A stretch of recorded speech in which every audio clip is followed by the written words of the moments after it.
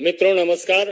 अपने बीच भारतीय जनता पार्टी के माननीय राष्ट्रीय प्रवक्ता डॉक्टर संबित पात्रा जी आपको संबोधित करेंगे। मेरा विनम्र निवेदन है पूर्वोत्तर के प्रभारी और राष्ट्रीय प्रवक्ता माननीय संबित पात्रा जी से आपको संबोधित करें। धन्यवाद संजय जी, आप सभी का अभिनंदन। टीवी के माध्यम से आप सब देख ही रहे होंगे कि अरविंद केजरीवाल भाग गए। अरविंद केजरीवाल ईडी के समन से भाग रहे हैं। अरविंद केजरीवाल सच्चाई से सामना करने से भाग रहे हैं। He does not want to face the truth.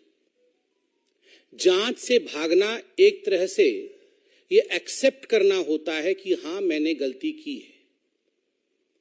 Committee के सामने, ईडी के सामने, एजेंसी के सामने पेश नहीं होना, ये एक तरह से कहीं ना कहीं डर को दिखाता है, स्वीकृति को दिखाता है कि हां मैंने गलती की है।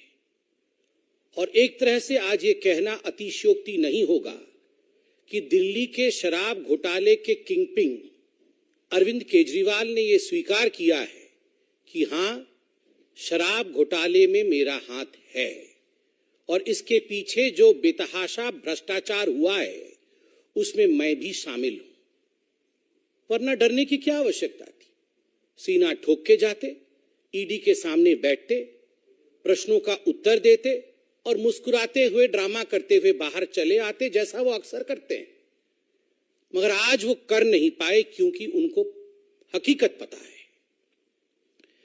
कट्टर ईमानदार अपने आप को कहते थे, बाद में सिद्ध हुआ कि ये कट्टर बेईमान है। और आज तो ये सिद्ध हुआ है कि जो कट्टर बेईमान है वो कट्टर बेशरम भी है।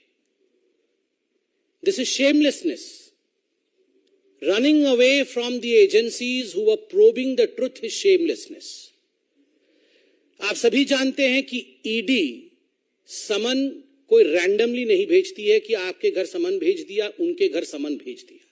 किसी भी संबंध में ईडी अगर समन भेजती है तो वो तथ्यों के आधार पर, एविडेंस के आधार पर, उसके आधार पर ईडी समन भेजती है। और हमें पक्का विश्वास है कि ईडी ने या कोई भी जांच एजेंसी जिसने अरविंद केजरीवाल को समन भेजा है, आधारों के बलबूते पर ही समन भेजा गया होगा।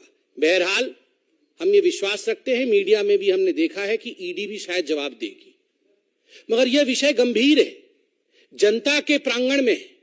This is a public issue and that's the reason as to why Bharatiya Janata Party, the world's largest political party, should also reply to this.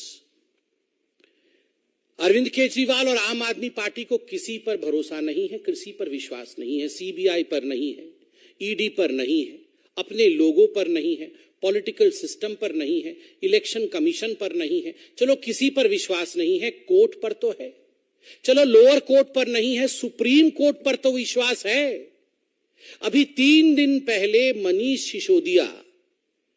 Sisodia के बेल पिटीशन को रिजेक्ट करते हुए सुप्रीम कोर्ट ने जिस प्रकार की टिप्पणी का प्रयोग अरविंद केजरीवाल के मंत्री के खिलाफ, पूर्व मंत्री के खिलाफ किया है, एक तरह से सुप्रीम कोर्ट ने सिद्ध किया है कि लगभग 338 करोड़ रुपया का मनी ट्रेल तो स्थापित होता है। ये जो लिकर स्कैम है, जो शराब घोटाला है, ये शराब घोटाला कोई 400-500 करोड़ का नहीं है, ये कई हजार करोड़ों का घोटाला है। परत दर परत खुलासा हो रहा है। मगर सुप्रीम कोर्ट में जब ये कहा जाता है कि लगभग 338 करोड़ रुपया का ट्रेल स्थापित होता है, तो आप सोचिए, जब टिप ऑफ द आइसबर्ग जिसको अंग्रेजी में कहते हैं, एक छोटा सा हिस्सा ही इतना बड़ा है, तो पूरा ये लिकर स्कैम कितना बड़ा होगा। और इसमें अरविंद केजरीवाल जी की जांच होनी चाहिए या नहीं होनी चाहिए, ये आप डिसाइड करिए। आप मतलब जनता डिसाइड करिए। मुझे तो आश्चर्य लगता है, ये वही अरविंद केजरीवाल है, बगल में फाइल दबा करके ये रोज 4 बजे जब राजनीतिक पार्टी नहीं थी तो प्रेस कॉन्फ्रेंस करते थे, आप ही लोग बैठे होते थे।